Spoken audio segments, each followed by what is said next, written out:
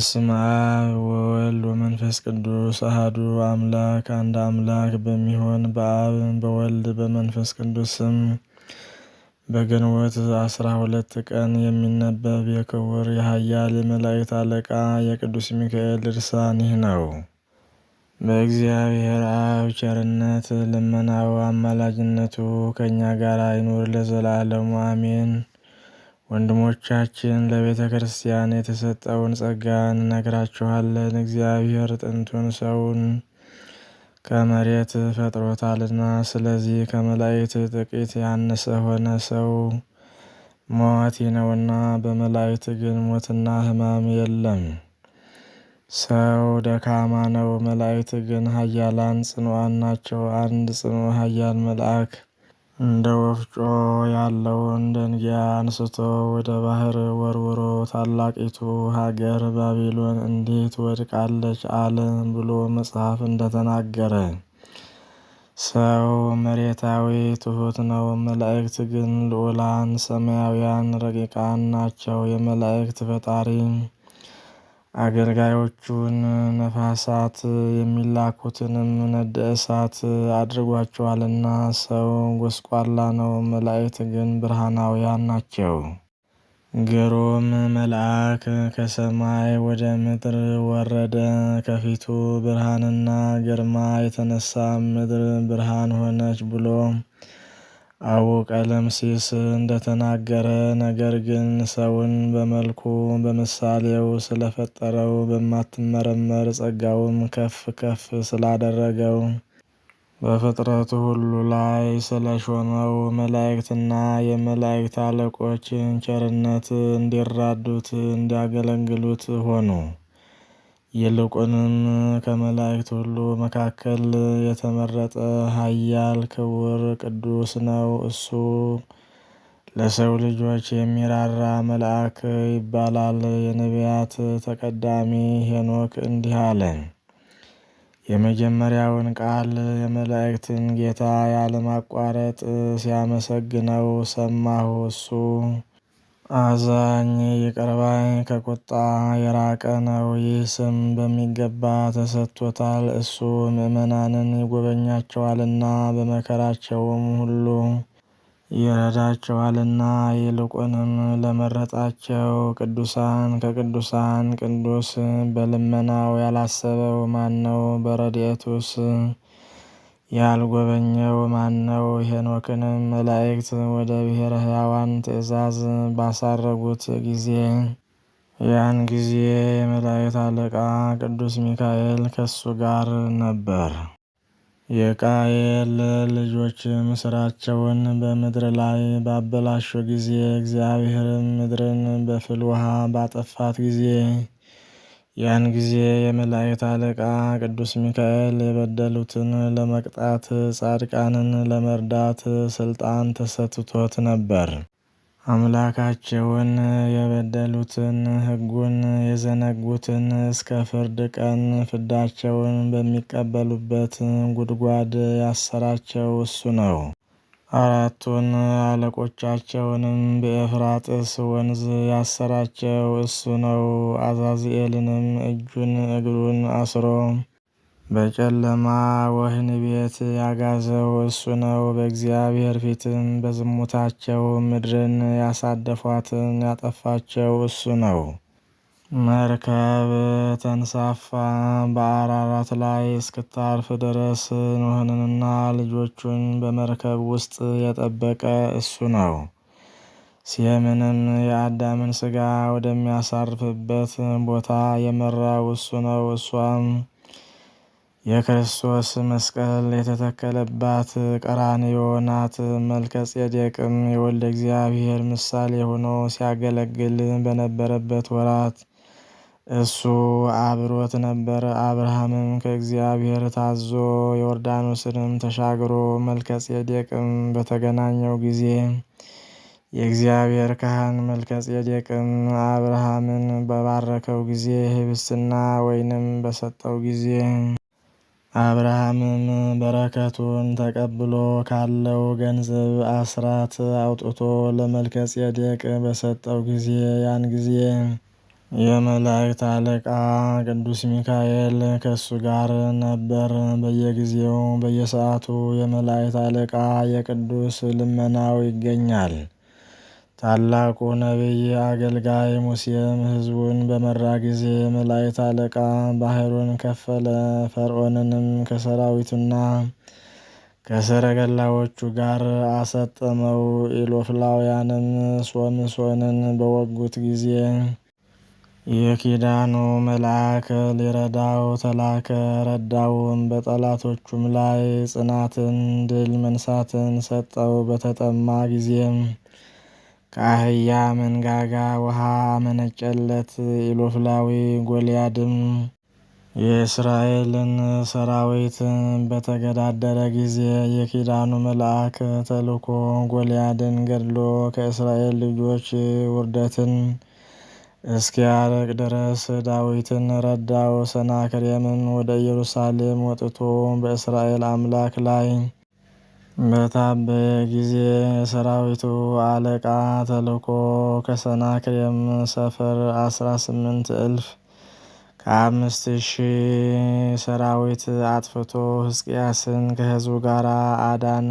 ኤርምያስንም ሴዴቅያስ ባሰረበት ጉድጓድ የረዳው እሱ ነው። ዳንኤልንም በባቢሎን ጉድጓድ ውስጥ የረዳው የአናብስትንም አፍ የዘጋለት እሱ ነው። ምናሴንም የረዳው ከከለዳውያንም እጅ ያዳነው እሱ ነው። ወደ ሐዋርያ ጴጥሮስም የተላከ ከእስር ቤትም ያወጣው ከሄሮድስ እጅም ያዳነው እሱ ነው። ሰማዕታትን በአደባባይ ለመርዳት ጻድቃንንም በበዓት ለመርዳት ከእግዚአብሔር አምላክ የሚላክ እሱ ነው። የእግዚአብሔር መልአክ እግዚአብሔርን የሚፈሩትን አጥር ቅጥር ሆኖ ይጠብቃቸዋል፣ ከመከራም ያድናቸዋል ተብሎ የተነገረለት እሱ ሚካኤል ነው። በቁስጥንጥንያ ንጉሥ በአርቃዲዮስ ዘመንም እንደ ሐዋርያው ጳውሎስ ስመጥር የሆነ ስሙ ዮሐንስ አፈወርቅ የሚባል ታላቅ ሊቀ ጳጳሳት ነበረ። ያ አባት ከልጅነቱ ጀምሮ በእግዚአብሔር ቸርነት የተመረጠ የመንፈስ ቅዱስንም ጸጋ የተሞላ ነበር።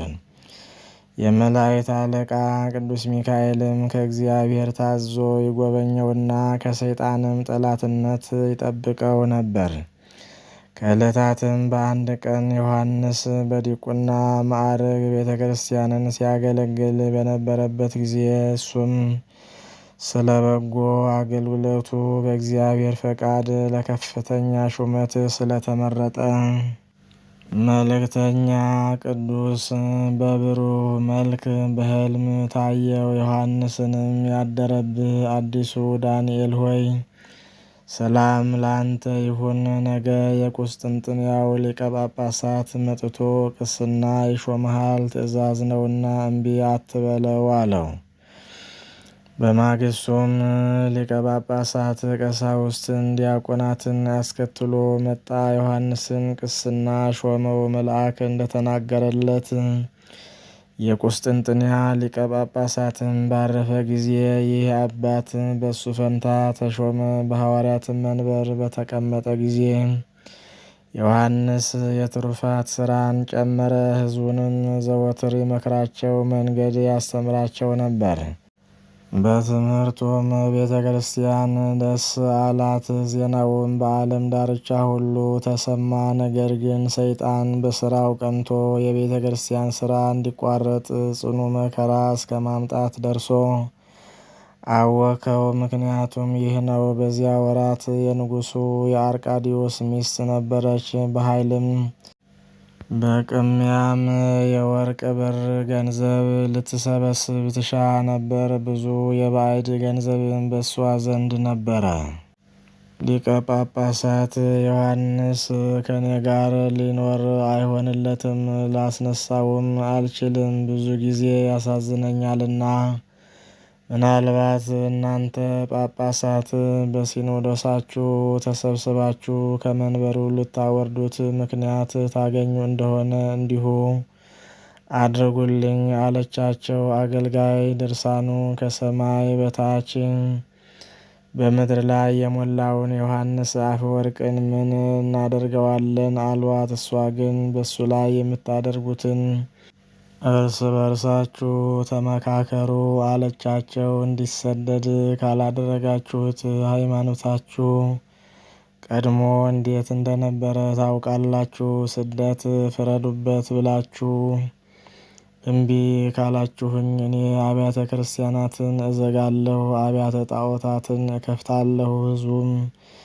እንዳያመልኩት አደርጋለሁ አለቻቸው። እርስ በርሳቸውም ተማከሩና በልቦናዋ ሰይጣን አድሮባታል፣ አሁንም በልቦናዋ ያሰበችውን ታደርግ ይሆናል ብለው ወዲያውኑ ኤጲፋንዮስን ወደ ዮሐንስ ላኩት።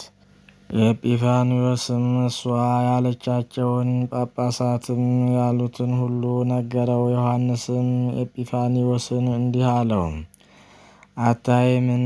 ይህ ሁሉ ሕዝብ በበር ተሰብስበው በመዓልትም በሌሊትም እኔን ይጠብቃሉ። ብቅ ማለት እንኳ አልችልም፣ ስለ እኔ እርስ በርሳቸው ይጋደላሉና። ሰዎችም እኔን በማፍቀር የንግሥቲቱን ቤት ሊያቃጥሉ ይሻሉ።